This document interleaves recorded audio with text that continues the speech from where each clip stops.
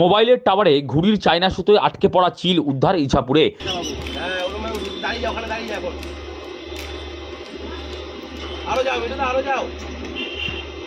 ইছাপুর বাদামতলায় বহুতল আবাসনের উপর অবস্থিত একটি মোবাইল টাওয়ারে পেঁচিয়েছিল ঘুড়ি ওড়ানোর চায়না মাঞ্জা সুতো, আর সেই সুতোয় মঙ্গলবার সকালে আটকে যায় একটি চিল। স্থানীয় বাসিন্দা সায়ন্তন দাস দেখা মাত্রই চিল উদ্ধারে তিনি বন দপ্তরে খবর দেন।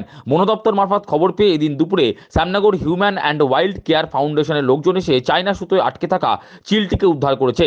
হিউম্যান অ্যান্ড ওয়াইল্ড কেয়ার ফাউন্ডেশনের কর্তা প্রতাপ দাস বলেন, বন দপ্তর থেকে খবর পেয়ে চিলটিকে উদ্ধার করতে আসি। মোবাইল টাওয়ারে পেঁচানো চায়না সুতোয় চিলটি অনেকক্ষণ আটকে ছিল, তাই ওর বাঁদিকের ডানায় আঘাত লেগেছে। চিকিৎসা করার পর চিলটিকে বন দপ্তরের হাতে তুলে দেওয়া হবে।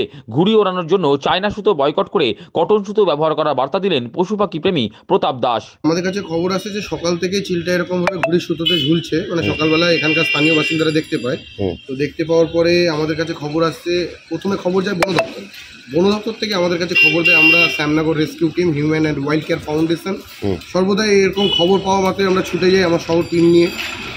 তো এখন আমরা এসে দেখলাম যে একটি ঘুড়ি সুতোয় চায়না সুতোয়, আমরা বারবার বলি এগুলোকে মানে বয়কট করা দরকার এই চায়না সুতোগুলোকে। এর আগেও আমরা বহু সংবাদ মাধ্যমে বলেছি যে এইগুলোর জন্য অনেক নিরীহ প্রাণীগুলো মারা যাচ্ছে। কারণ আজকে দেখা গেল কেউ দেখেছে বলে তাই একে আমরা বাঁচাতে পারলাম। যদি কখনো এরকম হয় যে কেউ দেখতেই পাচ্ছে না, গাছে তাছে যখন বেঁধে থাকে তখন কিন্তু পাখিগুলো ওরকমভাবে দিনের পর দিন মারা যায়। তো যার জন্য আমরা সবসময় মানুষকে বলি যে চায়না সুতোটাকে বয়কট করা দরকার। টাওয়ারের উপরে চায়না সুতো কি বার্তা দেবেন যারা ঘুড়ি উড়াচ্ছে তাদের কি বার্তা দেবেন? দেখুন, যারা ঘুড়ি উড়াচ্ছে, ঘুড়ি ওড়ানোটা এটা শৈশব, সবাই ছোটোবেলায় উড়িয়েছে, আপনিও উড়িয়েছেন আমিও উড়িয়েছি, কিন্তু চায়না সুতোটাকে বয়কট করতে হবে। ঘুড়ি ওড়ানোটা এটা আমাদের এটা মানে শৈশবের একটা জিনিস, এটাকে আমরা বলবো না যে ঘুড়ি ওড়ানোকে ব্যান্ড করতে হবে, কিন্তু চায়না সুতোটাকে ব্যান্ড করতে হবে। রেস্কিউ কতটা করলেন, মানে কি মানে ক্ষতি কতটা হয়েছে? ক্ষতি যতটা হয়েছে আমরা যা দেখলাম, এর মানে লেফট ডানাতে একটুখানি বাঁদিকের ডানাতে ঘুড়ি সুতো পেঁচিয়ে গিয়ে একটু চোট খেয়েছে।